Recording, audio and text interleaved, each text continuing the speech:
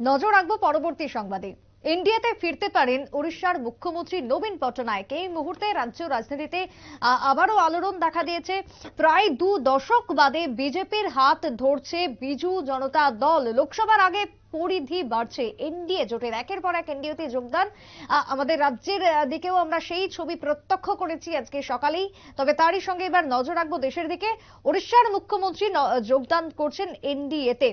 কথা বলবো news ভ্যানগার্ডের executive editor নীলমণি জুড়ে গেছেন টেলিফোন লাইনে। নীল, নবীন পট্টনায়ক তিনি আবারও ঘর বাপসি, কি বলবে? দেখো, বাজপেয়ীজির আমলে এনডিএতে ছিলেন উড়িষ্যার মুখ্যমন্ত্রী নবীন পট্টনায়ক। তারপরে বাজপেয়ীজির মন্ত্রিসভার মিডিলেই তিনি এনডিএ ছেড়ে চলে আসেন এবং তিনি উড়িষ্যাতে একলা চলো নীতি নিয়ে লড়াই করেন। তো এখনো পর্যন্ত রাজ্যপাট তিনি ধরে রেখেছেন, কিন্তু বিগত লোকসভা ভোটে দেখা গিয়েছিল বিগত লোকসভা ভোটে কিন্তু উড়িষ্যার বিধানসভা এবং লোকসভার ভোট একই সঙ্গে হয়। উড়িষ্যাতে বহুমত নিয়ে নবীন পট্টনায়কের দল বিজু জনতা দল ক্ষমতায় আসলেও লোকসভাতে কিন্তু তিনি ভালো ফল করতে পারেনি। এই বিষয়টাই সম্ভবত চাপে রেখেছেন নবীন পট্টনায়ককে।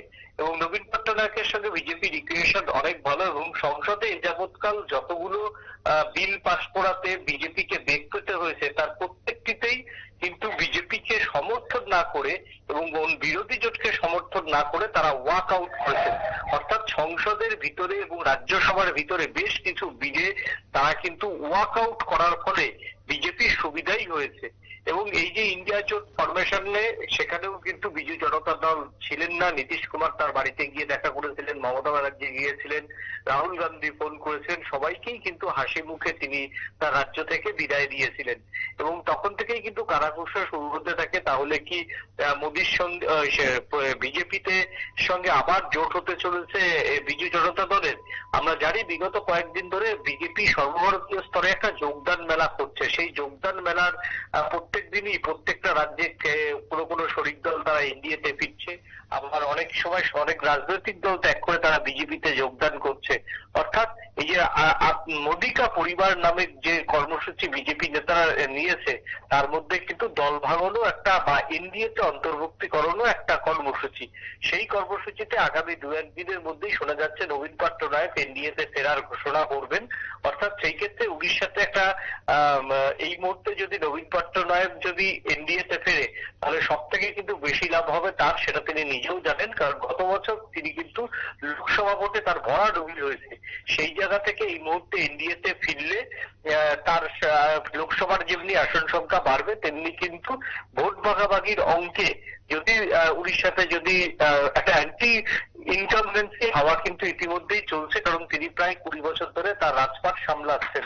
সেই জায়গা থেকে যাতে ভোট ভাগাভাগি না হয়, এসে হিন্দুত্ববাদী ভোট ভাগাভাগি না হয়, তার জন্যই তিনি এনডিএর সঙ্গে জোট করে তিনি আবার ফের একবার উড়িষ্যার যে মস্তাদ, সেই মস্তাদে বসতে চাইছেন বলে দাবি করছেন রাজনৈতিক মহলের একাংশ।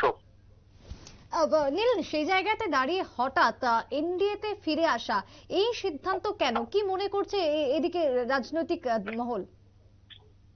দেখো, হঠাৎ এনডিএতে না, ওই যে তোমায় বললাম বিগত 10 বছরে বিজু জনতা দল সংসদের ভিতরে এমন কোনো আচরণ করেনি যাতে মোদী সরকার বিপদে পড়বে। বরঞ্চ অনেক গুরুত্বপূর্ণ বিলে রাজ্যসভায় ওয়াক আউট করে মোদী সরকারকে কিন্তু বিভিন্নভাবে বাঁচিয়ে দিয়েছে নবীন পট্টনায়কের দল। সেই জায়গাতে দাঁড়িয়ে উড়িষ্যা একমাত্র রাজ্য যেখানে কোনো সিবিআই হানা হয়নি, যেখানে কোনো ইডি হানা হয়নি, যেখানে কোনো ইনকাম ট্যাক্স হানা হয়নি, যেখানে কোনো কেন্দ্রীয় তদন্তকারী যে দলগুলি আছে তারা যায়নি, এবং যেভাবে অন্যান্য বিরোধী দলের রাজ্যগুলিতে বারবার স্পেশাল অডিট টিম পৌঁছে গেছে, উড়িষ্যাতে কিন্তু সেইভাবে যায়নি।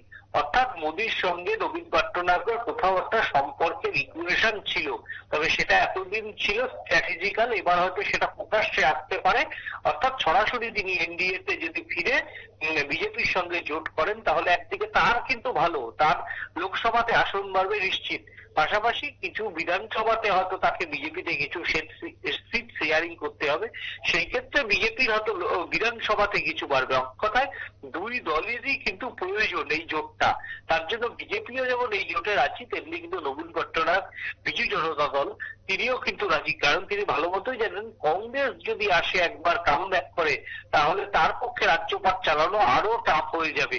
সেই জন্যই হয়তো তিনি অগ্রিম কংগ্রেসকে বিশ্বাস না করে, যেহেতু বিজেপির সঙ্গে আগে তিনি ঘর করেছেন, তাদের সঙ্গে পরিচিত, তাদের ঘরানা পরিচিত, তার জন্যই হয়তো তিনি তড়িঘড়ি আগামী 2-1 দিনের মধ্যে এনডিএতে যোগদান করছেন। একেবারে অনেক ধন্যবাদ নীল, তোমায় কথা বলছিলাম আমাদের এক্সিকিউটিভ এডিটরের সঙ্গে। তবে খুব সম্ভবত খুব তাড়াতাড়ি ঘরে ফিরছেন, অর্থাৎ এনডিএতে ফিরতে পারেন ওড়িশার মুখ্যমন্ত্রী নবীন পটনায়ক, যেমনটা রাজনৈতিক মহল মনে করছে। প্রায় 2 দশক বাদে বিজেপির হাত ধরছে বিজু জনতা দল, যে খবর ইতিমধ্যে উঠে আসছে ওড়িশা থেকে। ছোট্ট একটা বিরতি নেব, ফিরে আসছি বিরতির পর, সঙ্গে থাকুন।